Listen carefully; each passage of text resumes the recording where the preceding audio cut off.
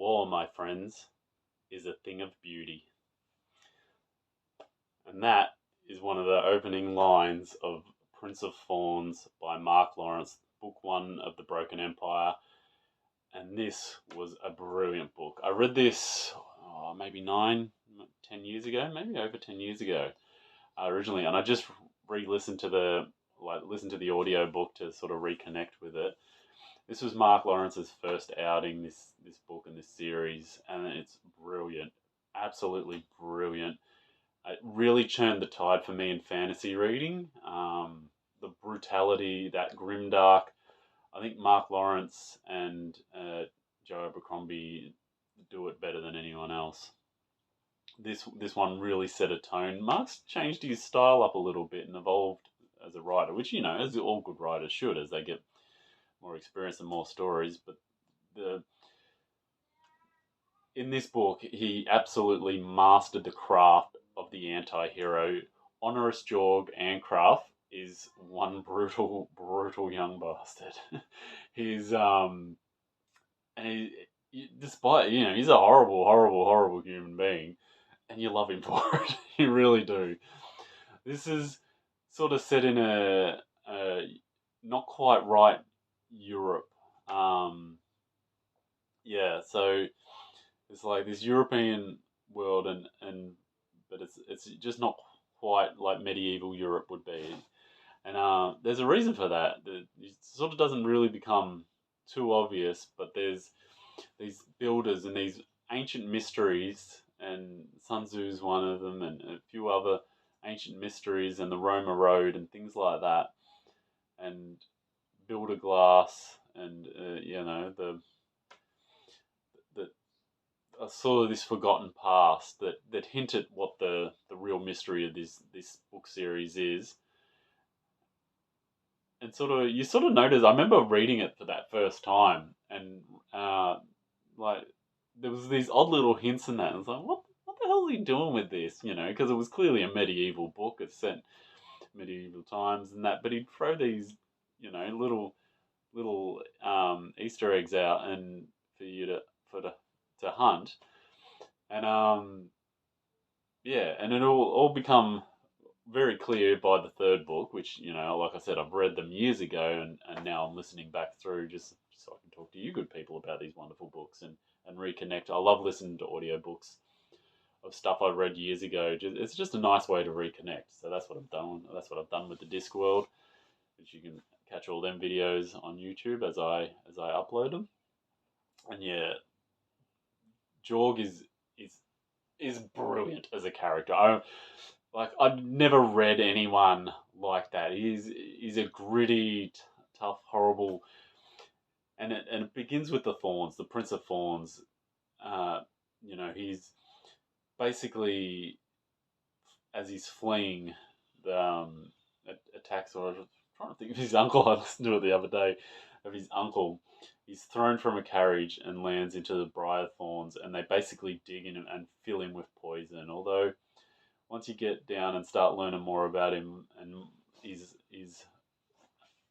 father, the king, there's a little bit of evil probably already in there, and that basically that poison stuck in him. And as a young man, I think he's about 10, he decides to run away and join a band of road brothers, a band of mercenaries and killers that are actually in his father's dungeon, and he runs away with them, basically on a quest for vengeance. He wants to, to avenge his mother's death and his brother's death, and he comes back. It sort of picks up, and so it cuts back and forward a little bit, and we learn a bit about his past and stuff, and Mark Lawrence does that really well, the transition between the two, and what's going on now as he sort of comes back to his homeland, his kingdom, and his father, the king, who assumed him dead or forgotten about him, and his father's moved on, and he's got a new queen, and who's heavily pregnant. So that's created a dynamic because they're thinking they're going to be the ones, aren't they? That she's bearing the heir, but suddenly here's Jorg, thinking of horse, sweat, and murder, and come back to claim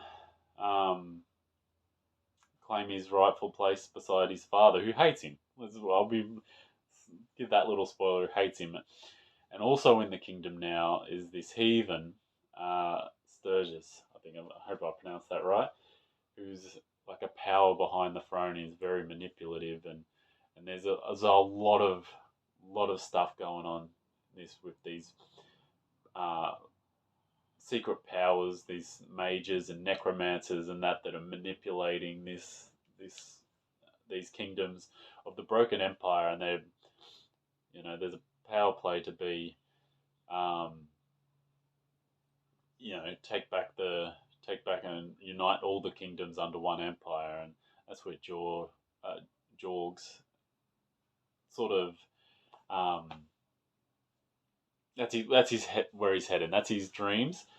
I don't know that it doesn't always read that he knows it. It's a first person narrative, and it's read beautifully. You so live in this young bastard's head, and Mark Lawrence just does it to perfection. This taking you all these evil deeds and all these conquests, and you're rooting for him the whole way, even though he's a shit. And yeah, it's brutal. It's brilliant. It's so well written. It's so well written, and it's fantastic. I love these books so much.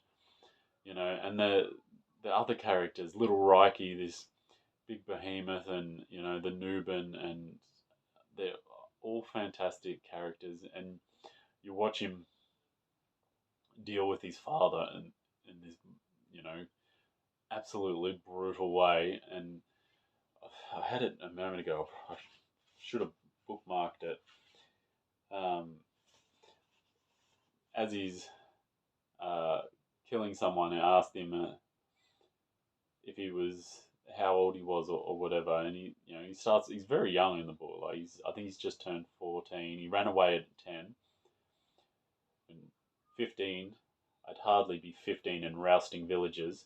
By the time 15 came around, I'd be king, and that's the ambition. Prince of Thornes, fantastic read. If you haven't gotten onto this, it's been around for a while. If you haven't gotten onto this one, absolutely brilliant read.